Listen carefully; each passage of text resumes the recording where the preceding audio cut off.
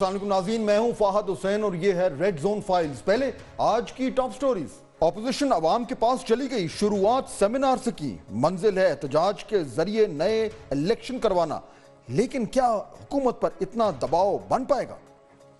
Opposition کی ہر جماعت کا اپنا ایجنڈا ہے، سب ایک پیج پر نہیں۔ مولانا کو تحریک انصاف کی سولو فلائٹ پر شک ہے، ایسے میں بڑی تحریک کیسے جنم لے پائے گی؟ اور وزیراعظم اپنی کابینہ میں اضافہ کر رہے ہیں، نئے 15 سے 20 وزراء آئیں گے، لیکن کیا اسٹیبلشمنٹ کے سہارے چلنے کا تاثر ختم ہو پائے گا؟ ناظرین، ان تمام معاملات پہ آج ہم تفصیل سے بات کریں گے، لیکن پہلے آج کی بڑی خبر، اپوزیشن الائنس کی آہستہ آہستہ شکل بننا شروع ہو گئی ہے۔ تمام جماعتیں اب اس بات پر متفق ہیں کہ ملک میں اپوزیشن، عدلیہ اور میڈیا پر دباؤ ہے۔ اپوزیشن جماعتیں سڑکوں پر آنے سے پہلے سیمینارز اور کانفرنسوں کی صورت میں عوام تک یہ پیغام پہنچا رہی ہیں۔ اس سلسلے میں آج سابق وزیر اعظم شاہد خاقان عباسی نے بھی اسلام آباد میں ہونے والی کانفرنس سے خطاب کیا، جس میں دیگر اپوزیشن جماعتوں اور میڈیا کے لوگ بھی موجود تھے۔ شاہد خاقان عباسی آج کل عدلیہ اور خصوصاً چیف جسٹس کے حوالے سے کافی سخت باتیں کر رہے ہیں۔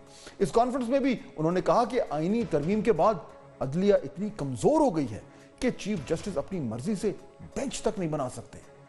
آپ نے ملک میں عدل کے نظام کو ختم کر دیا ہے۔ آج چیف جسٹس وہ آدمی ہے جو اپنا بینچ نہیں بنا سکتا، جس کا کوئی عمل جج اپوائنٹ کرنے میں نہیں ہے، جو ججز کی پرفارمنس ریویو نہیں کر سکتا، جو کانسٹیٹیوشنل ایشو نہیں سن سکتا۔ تحریک انصاف کی نمائندگی کرتے ہوئے سلمان اکرم راجہ نے سیاست میں اسٹیبلشمنٹ کے کردار پر کڑی تنقید کی۔ محمود خان اچکزئی نے بلوچستان کے حوالے سے کانفرنس میں اپنا موقف پیش کیا۔ ایک طرف اپوزیشن مومنٹم بنانے کی کوشش کر رہی ہے کہ حکومت کے خلاف تحریک جو ہے اس کو کک آف کیا جائے، تو حکومت کو کوئی پریشانی زیادہ نظر نہیں آ رہی۔ وزیر اعظم شہباز شریف نے ازبیکستان کے دورے کے دوران کئی معاہدوں پر دستخط کیے ہیں۔ Your Excellency, we have also decided to enhance our trade volume from poultry. My Commerce Minister gives me a different figure, but I will rely on your figure of $400 million to $2 billion in near future. وزیر اعظم غیر ملکی دورے پر ہیں اور پاکستان میں ان کی کابینہ میں توسیع کی جا رہی ہے۔ وزیر اعظم واپس آئیں گے تو نئے وزراء سے حلف برداری ان کی ہوگی۔ 15 سے 20 وفاقی وزراء مملکت، مشیران کو کابینہ میں شامل کیا جائے گا، یعنی حکومتی کام ایز یوزول جاری ہیں۔ ایسے میں یہ سوال ہے کہ کیا اپوزیشن حکومت کے لیے کوئی بڑا خطرہ پیدا کر پائے گی؟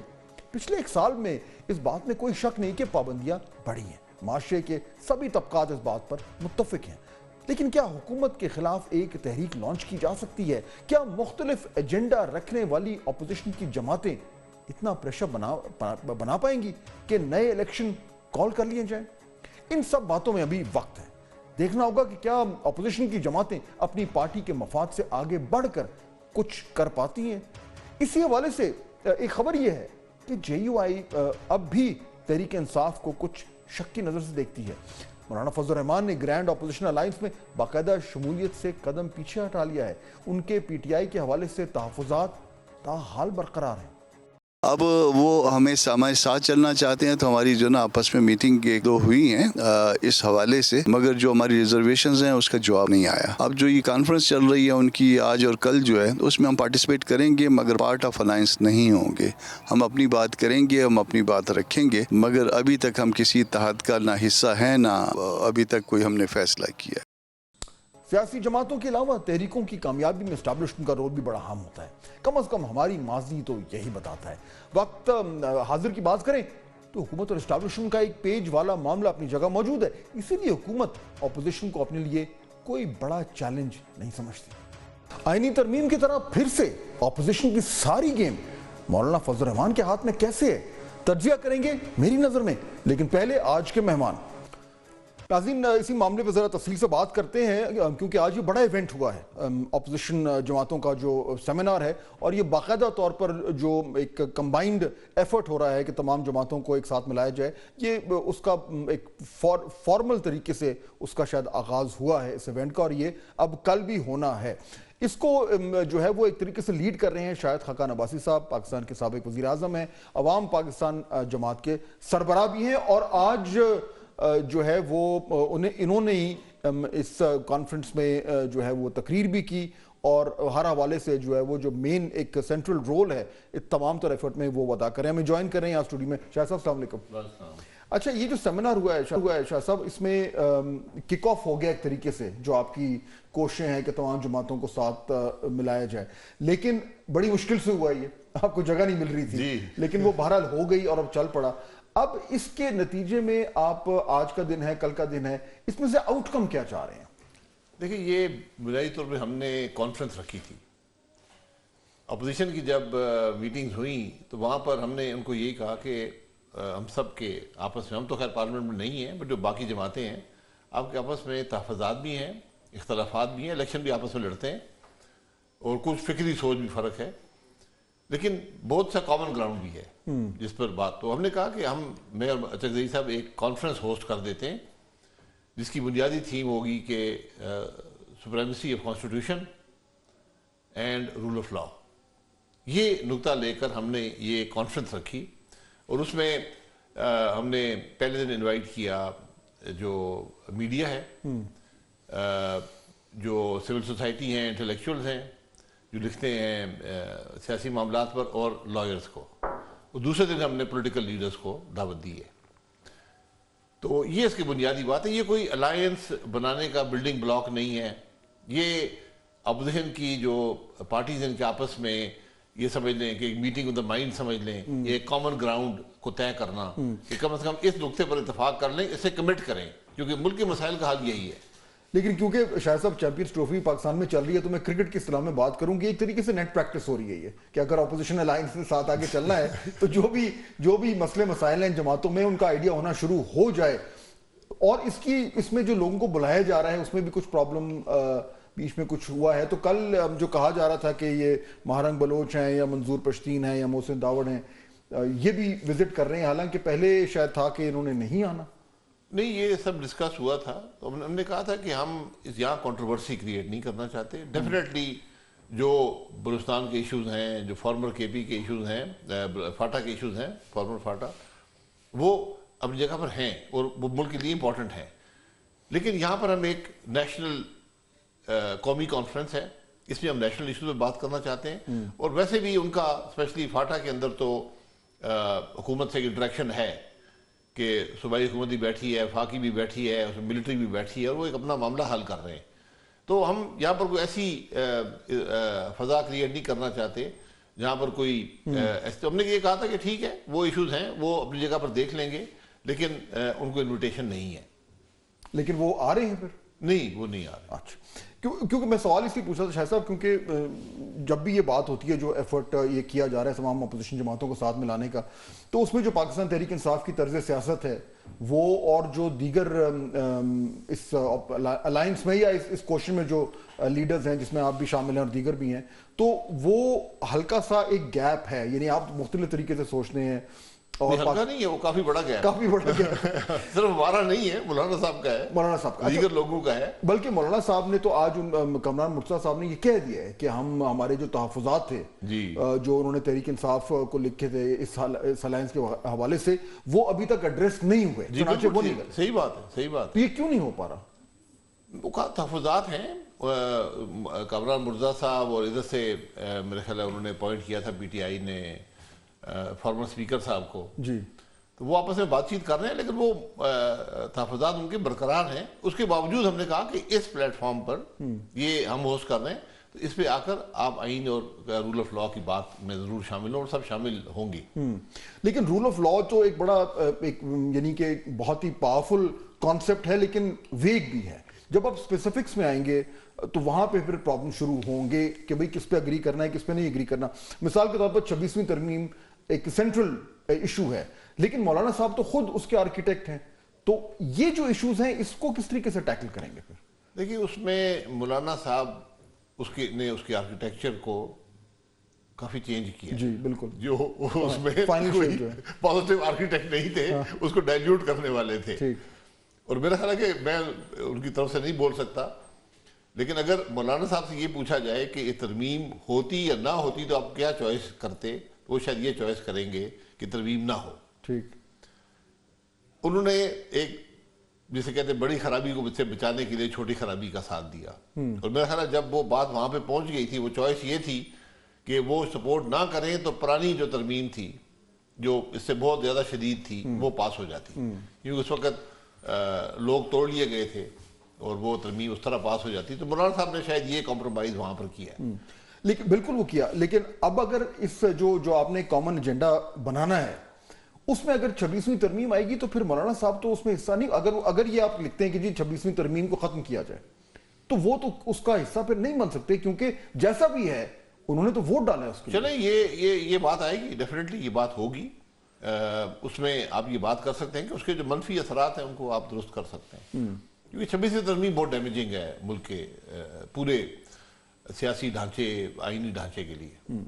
شاید صاحب یہ جو ابھی آپ سارا جو ایک ایفرٹ ہو رہا ہے اس میں گورنمنٹ کی طرف سے جو ایک پرسیپشن آ رہا ہے وہ یہ کہ وہ تو بڑے خوش ہیں, وہ کہہ رہے ہیں جی اچھا اگر ان ساروں نے بیٹھنا ہے تو ٹھیک ہے بیٹھیں, کانفرنسز کریں, سیمینارز کریں, وائٹ پیپر جاری کریں, ہماری صحت پہ کوئی اثر نہیں پڑتا, ہم تو اپنی کابینہ جو ہے اس کو بھی بڑھا رہے ہیں, ہمارے لیے تو بڑے معاملات بڑے آسان ہیں, یہ 3-4 سال کرتے رہے ایسے.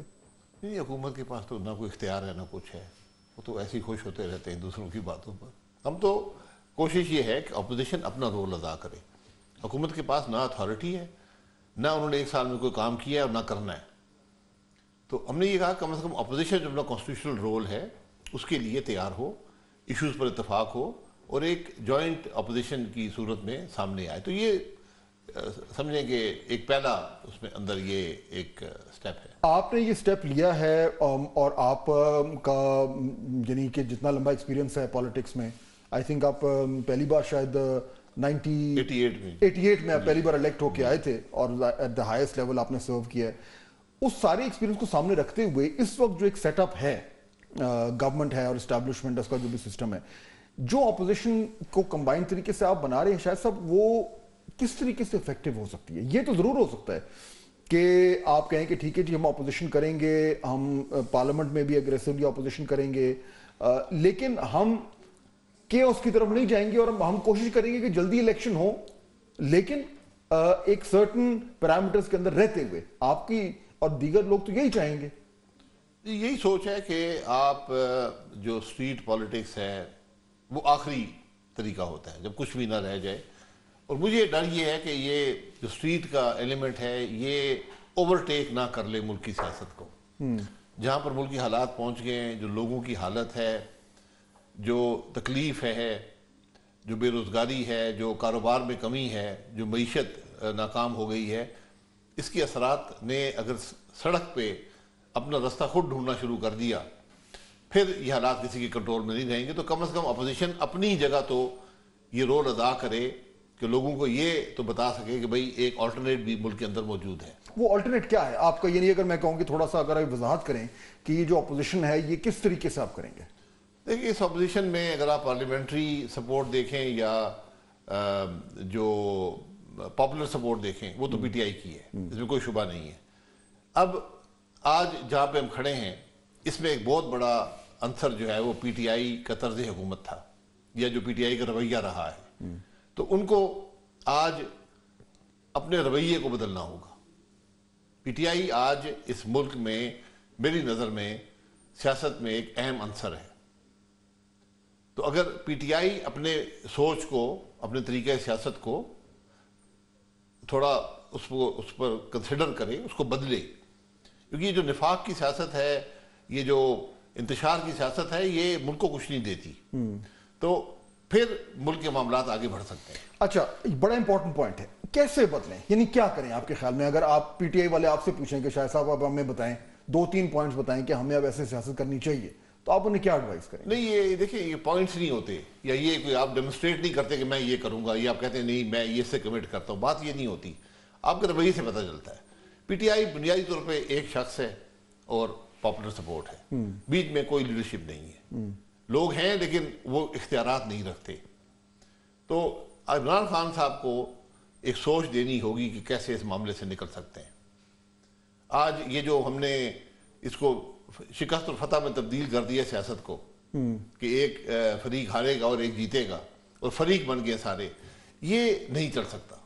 یہ پاسبل نہیں ہے کہ ملک کی اتھارٹی جو آئینی ہے یا قانونی ہے جیسی بھی ہے وہ ایک ادارے کے پاس ہو, ایک شخص کے پاس ہو, اور جو پاپولر سپورٹ ہو وہ دوسرے کے پاس ہو. یہ نہیں چل سکتا. یا تو ملک بہت اچھا چل رہا ہوتا اور یہ توقع ہوتی کہ جس کے پاس لیگل اتھارٹی یا جو ایسی بھی ہے وہ ایک شخص کے پاس ہے, اور اگر اس کو وہ ڈیلیور کر لے اور وہ ملک کے معاملات ٹھیک کر دے تو لوگ پاپولر سپورٹ بھی وہاں پر آ جائے گی. یہ چیز تو ہونی نہیں ہے. تو جس طریقے سے آپ کی اب ملاقاتیں ہو رہی ہیں, کئی میٹنگز بھی ہو چکی ہیں پی ٹی آئی سے, اور بڑے قریب سے اب آپ ان سے انٹریکٹ کرنے کا آپ کو موقع بھی مل رہا ہے, تو یہ ضرور آپ نے ان کو آئی ایم شور کہا ہوگا کہ بھئی اگر ہم نے آگے لے کر چلنا ہے الائنس کو تو آپ کو اپنے طرز سیاست پہ تھوڑی سی نظر ثانی کرنی ہوگی. تو آگے سے کیا جواب آتا ہے آپ کو؟ نہیں, وہ اس بات سے اگری کرتے ہیں, لیکن وہ جو کہتے ہیں کہ وہ پوڈنگ کیا ہوتا ہے وہ test of the putting is in the eating, تو وہ اب پتہ چلے گا وقت کے ساتھ. وہ اگری کرتے ہیں اس بات سے, لیکن پھر یہ بات ہے کہ ان کی ساری جو روح رواں ہے, جو پوری روح ہے جواب کی, وہ عمران خان صاحب ہیں. وہ اس بات سے اگری کریں گے, اپنی سیاست کی طرف تبدیل کریں گے. میں یہ نہیں کہہ رہا کہ وہ کمپرومائز کر لیں اپنے اصولوں پر, لیکن ہمیشہ سیاست میں آپ کو ایک گرے ایریا بہت بڑا ہوتا ہے, اس کے اندر آپ کو آپریٹ کرنا پڑتا ہے, آپ کو دوسروں کی بات سننی پڑتی ہے. کچھ اپنے حصے کی جو اختیارات ہیں یا اپنے حصے کے جو طاقت ہے اس کو استعمال کیے بغیر آپ وہاں پر جاتے ہیں. یہ کافی مشکل کام ہوتا ہے, لیکن آج یہ ملک کی ضرورت ہے, اور میری نظر میں عمران خان کا اس کے اندر ایک رول ہے, اور یہ بات حکومت کو بھی, اسٹیبلشمنٹ کو بھی یہ بات ایکسیپٹ کرنی پڑے گی. یہ یک طرفہ بات نہیں ہے. تو جو باقی لیڈرز ہیں اس الائنس میں, یہ جو الائنس میں بار بار لفظ کہہ رہا ہوں ابھی بنی نہیں ہے, لیکن جو بھی کوشش ہو رہی ہے, جو ایک گروپنگ ہے, جو دیگر لیڈرز ہیں دوسری جماعتوں کے, وہ بھی تحریک انصاف کو یہی ایڈوائز کر رہے ہوں گے جو آپ کر رہے ہیں؟ جی, تحفظات کے اندر بڑا عنصر اس بات کا ہے کہ وہ جو ریلائبلٹی ہے ریلیشن شپ کی, وہ ایک بہت بڑا عنصر ہے پی ٹی آئی کے ساتھ بات کرنے میں. لیکن یہ سارا جو آپ کی جو کوشش ہے یہ پوری ٹیسٹ ہوگی عید کے بعد, کیونکہ تحریک انصاف نے تو آلریڈی کہہ دیا ہم تو سڑکوں پہ آ رہے ہیں. نہیں, دیکھیں یہ ان کی مرضی ہے, ہر ایک کی اپنی سیاست ہے, اس میں کوئی وہ کرنا چاہتے ہیں ضرور کریں. اسی لیے ہم نے جو کامن پوائنٹس تھے, یعنی آپ کمٹ کریں, پی ٹی آئی بھی کمٹ کرے کہ ہم بھی ملک میں آئین کی سپریمیسی اور رول آف لا کی بات کریں گے. جو پی ٹی آئی کی 4 سال تھے تقریباً, یہ پاکستان میں آئین کے حوالے سے اور رول آف لا کے حوالے سے بدترین عرصہ تھا. یہ کوئی شیر و شکر والی بات وہاں نہیں تھی, یہ بدترین معاملہ تھا. تو ان کو بھی اپنا رویہ اور طریقہ درست کرنا پڑے گا. شاہ صاحب, آخر میں چیف جسٹس صاحب کے حوالے سے جو آپ کے کچھ آپ نے باتیں کی تھیں جو بڑا ایک کنٹروورسی کھڑی ہو گئی, اس پہ پھر وہ وکلا تنظیموں نے بھی بیانات دے دیے. آپ نے شاید کہا تھا کہ آپ کی جو آپ کا موقف تھا وہ درست ہے, لیکن جو الفاظ کا چناؤ تھا وہ بھی ٹھیک تھا آپ کے خیال میں؟ دیکھیے, الفاظ آپ محاورتاً استعمال کرتے ہیں. یہ جو تاثر دیا جا رہا ہے کہ میں نے چیف جسٹس صاحب کے بارے میں بات کی ہے, میں نے ان کے بارے میں بات نہیں کی. میں نے چیف جسٹس کے دفتر کے بارے میں بات کی ہے, اس پوزیشن کے بارے میں بات کی ہے کہ جو چیف جسٹس بینچ نہ بنا سکتا ہو, جو چیف جسٹس ججوں کی اپوائنٹمنٹ میں کوئی عمل دخل نہ ہو, ججز کی پرفارمنس ریویو نہ کرتا ہو, سو موٹو پاورز کی ختم ہو گئی ہیں, جو کانسٹیٹیوشنل پٹیشن نہ سن سکتا ہو, اس کے پاس کیا رہ گیا ہے؟ لیکن یہ جو آپ نے جس طرح کہا ہے یہ کہنا اور پھر آپ نے کچھ لفظ استعمال کیا, ان تھوڑا سا فرق آ جاتا ہے. نہیں, میں نے وہ لفظ استعمال کیا نا, تو فرق کوئی نہیں رہ گیا. جو اختیارات ایک نائب قاصد کے ہوتے ہیں وہ تقریباً وہی رہ گئے یہاں پر. چیف جسٹس ملک کے عدل کے نظام کا ذمہ دار ہوتا ہے. اس بات کا احساس چیف جسٹس صاحب جو آج ہیں ان کو بھی ہونا, ان کو یقیناً ہوگا, لیکن ہم سب کو ہونا چاہیے کہ یہ کتنی بڑی خرابی پیدا کر دی گئی ہے نظام کے اندر. آج عدل کا نظام مکمل طور پر انتظامیہ کے تابع ہے. مجھے آپ بتائیں, میں آپ کو 5 چیزیں بتائی ہیں, تو جب آپ نے پورے اختیارات لے لیے, چیف جسٹس سارا دن کرے گا کیا, جو بھی ہو.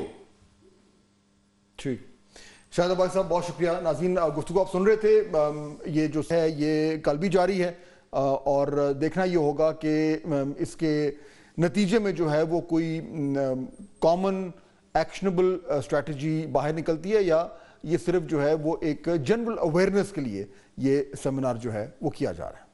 ناظرین, اسی حوالے سے مولانا فضل الرحمان کا رول اب اپوزیشن اتحاد میں کیا ہوگا, اس پہ ذرا بات کرتے ہیں میری نظر میں. गेम एक बार फिर मौलाना फजल रहमान के हाथ में है। आज अपोजिशन जमातों के ज़ेरे एहतमाम कॉन्फ्रेंस इस्लामाबाद में मुनक्किद हुई, मगर मौलाना साहब ने इसमें शिरकत नहीं की।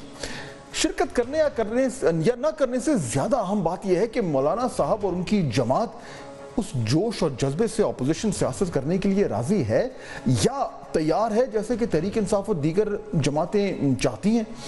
जब तहरीक इंसाफ की हुकूमत के खिलाफ PDM के नाम से अपोजिशन इत्तेहाद बनाया गया था तो न सिर्फ मौलाना साहब उसके सरबराह थे बल्कि उस प्लेटफॉर्म के जरिए जलसे जुलूस और एहतजाजी सियासत में उनकी जमात का मरकजी किरदार था।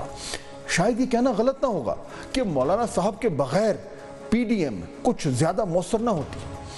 आज भी कुछ ऐसी ही सूरत हाल है। अपोजिशन में तहरीक इंसाफ के अलावा अगर कोई ऐसी जमात है जो वाकई में हुकूमत को दबाव में ला सकती है तो वो है जमीयत उलमा इस्लाम। और यही वजह है कि अगर अपोजिशन ने एक ग्रैंड अलायंस बनाना है तो वो मौलाना साहब के बगैर नहीं हो सकता। चुनांचे तमाम नजरें एक बार फिर मौलाना साहब पर गड़ी हुई। तहरीक इंसाफ ये ऐलान कर चुकी है कि ईद के बाद उसका सड़कें गर्म करने का प्रोग्राम है। अगर तो ये एहतजाजी मुहिम अपोजिशन इत्तेहाद के प्लेटफॉर्म से होनी है तो मौलाना साहब की शिरकत के बगैर इसमें और गुज़श्ता साल की लॉन्ग मार्च और एहतजाज में कोई ख़ास फ़र्क नहीं होगा। ये हकीकत तहरीक इंसाफ भी अच्छी तरह जानती है। चुनांचे अब एक बार फिर वो वक्त आन पड़ा है कि हुकूमत और अपोजिशन दोनों मौलाना साहब के दर पर हाजिरी देने को तैयार है। इस मर्तबा मौलाना किसके सर पर दस्ते शफकत रखेंगे, ये है सबसे बड़ा सवाल। नाज़रीन, वक्त हो रहा है ब्रेक का। वापस आकर तहरीक इंसाफ के एक अहम रहनुमा से पूछेंगे कि आखिर उनकी जमात इस्टेब्लिशमेंट से चाहती क्या है और उसके बाद सोलर सिस्टम लगाने वालों के लिए बुरी खबर क्या है। नाज़रीन, ब्रेक के बाद खुश आमदेद। अभी गुफ्तगू हो रही थी जो अपोजिशन का इत्तेहाद का जो सेमिनार हुआ है जिसमें अब कोशिश ये की जा रही है कि एक अलायंस बनाई जाए और उससे पहले जो है वो एक कंबाइंड और कॉमन एजेंडा बनाया जाए।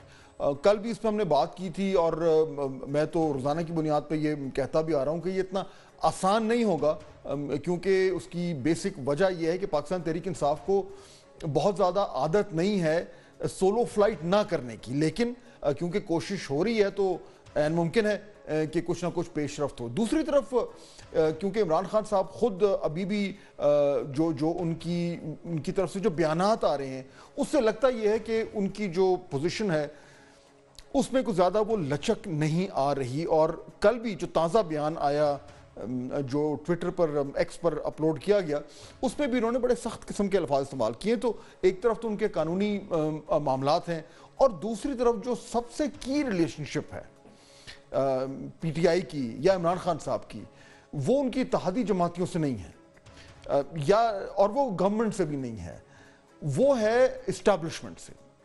उस रिलेशनशिप की मैनेजमेंट कैसे हो रही है, ये दो की इशूज़ हैं जो मैं आज बात करूंगा। मुझे स्टूडियो में ज्वाइन करें जनाब अबूजर सलमान न्याय साहब, पाकिस्तान तहरीक इंसाफ के रहनुमा हैं, इमरान खान साहब के वकील भी हैं। जी अबूजर साहब, अस्सलाम वालेकुम। वालेकुम सलाम। अच्छा, एक तो मुझे बताएं कि आपकी रिसेंटली मुलाकात हुई है खान साहब से या होने जा रही है?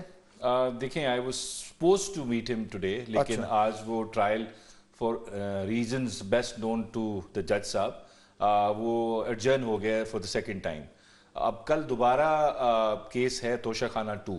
अभी तक तो यही खबर है कि केस चलेगा, अगर चलेगा तो हम जाएंगे और मुलाकात भी होगी, अदरवाइज को 2-3 हफ्ते हो गए मुलाकात हुए। अच्छा, जो लीगल केसेस चल रहे हैं खान साहब के उसमें एक जनरल परसेप्शन यही है कि कहीं से भी कोई रिलीफ नहीं नजर आ रही। जो उनके लॉयर्स हैं बशमूल आपके भी असेसमेंट यही है?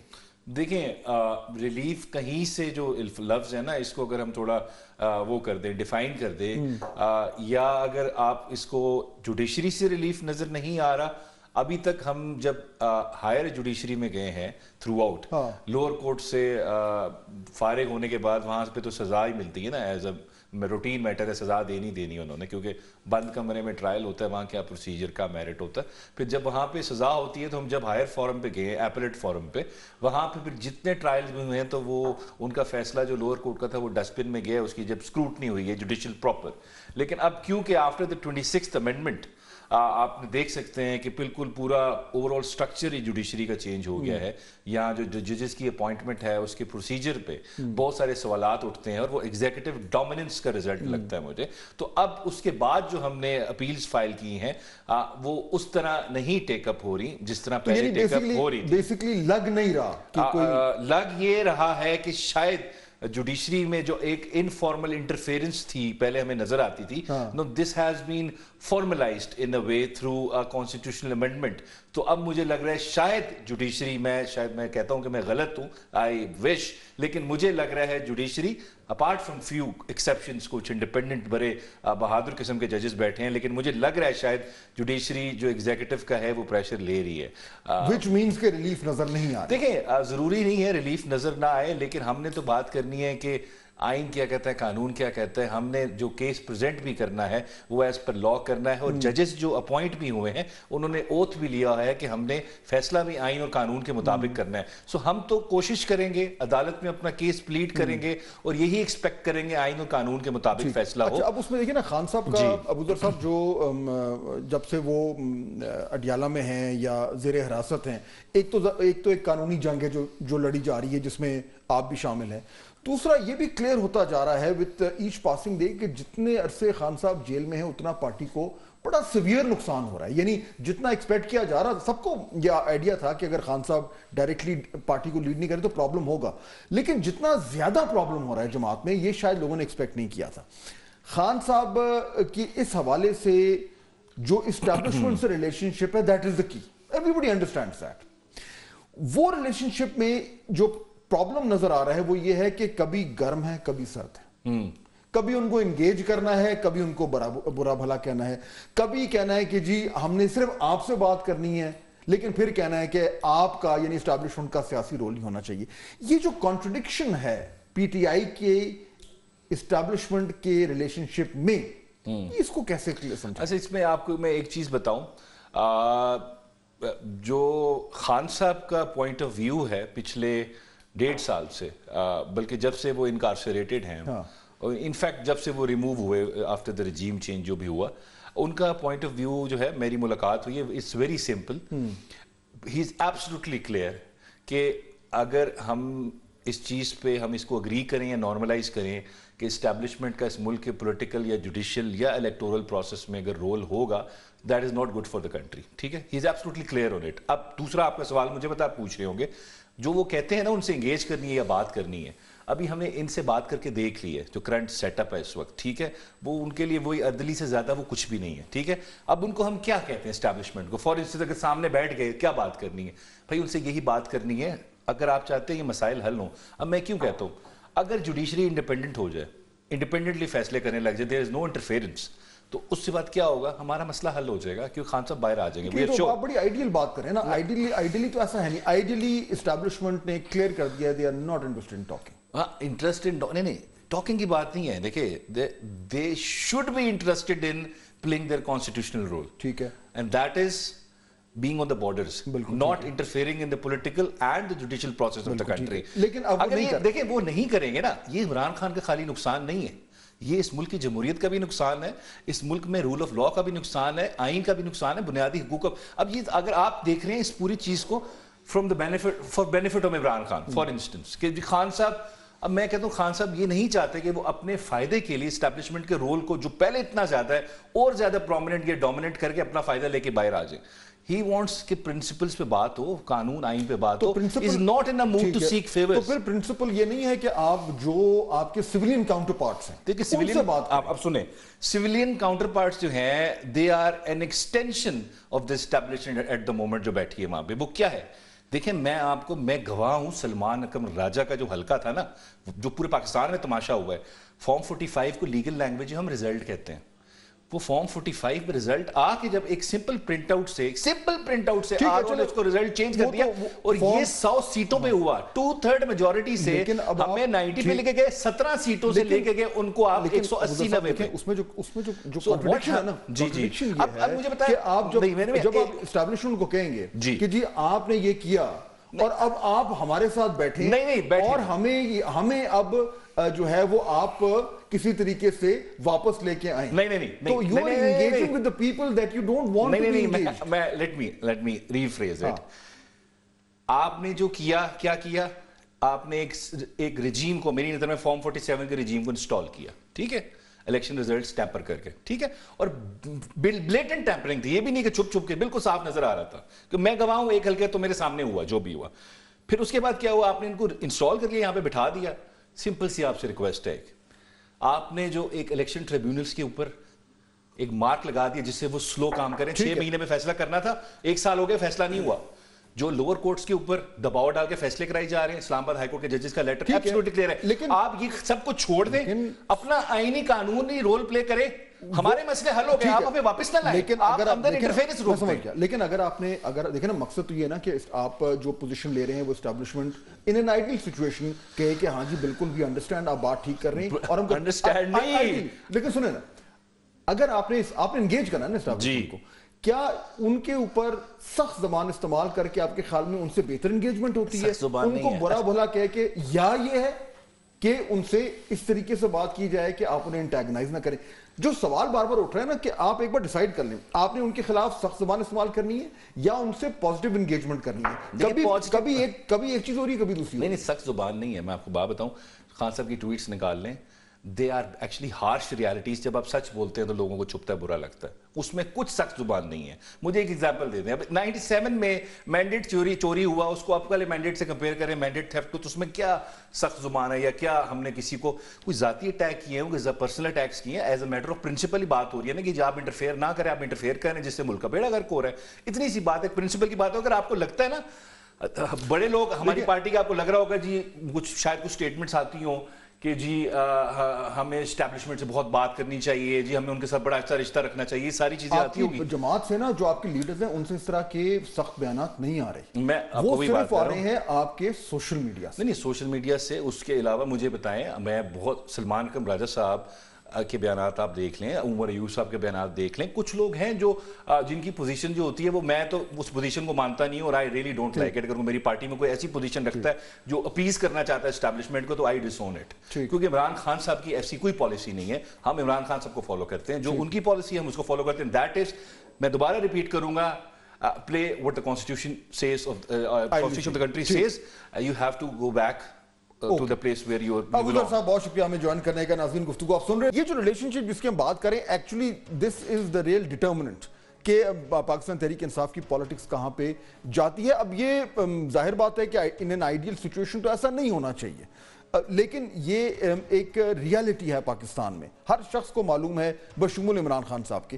اس ریالٹی کو مینج کیسے کرنا ہے, دس از دا کی کوشچن جس پہ آئی تھنک پاکستان تحریک انصاف کی جو پالیسی ہے وہ اس بات کا تعین کرے گی کہ آگے جا کے معاملات کس طرف جاتے ہیں. بڑا ایشو تھا. اب ذرا ایک نظر ڈالتے ہیں دیگر خبروں پہ جو ہیڈ لائنز کی زینت بنتے رہیں. خبر خلاصہ. پبلک اکاؤنٹس کمیٹی کے اجلاس میں انکشاف ہوا ہے کہ بجلی بلوں میں 21 ارب کی اوور بلنگ میں ملوث افسران اور ملازمین کو بغیر سزا کے چھوڑ دیا گیا ہے. چیئرمین کمیٹی نے ہر ماہ ریکوری اور افسران کے خلاف کارروائی کی رپورٹ پیش کرنے کی ہدایت کی ہے. سولر نیٹ میٹرنگ کے بجلی صارفین کی موج ختم.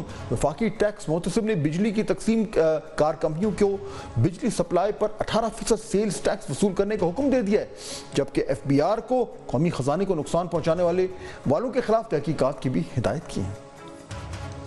پنجاب میں دن رات عدالتیں لگانے پر صوبے کی ماتحت عدلیہ کے 768 ججز نے رضامندی ظاہر کر دی ہے, جبکہ 979 ججز نے معذرت کی ہے. پنجاب کی ماتحت عدالتوں میں 14 لاکھ سے زائد کیسز زیر التوا ہیں.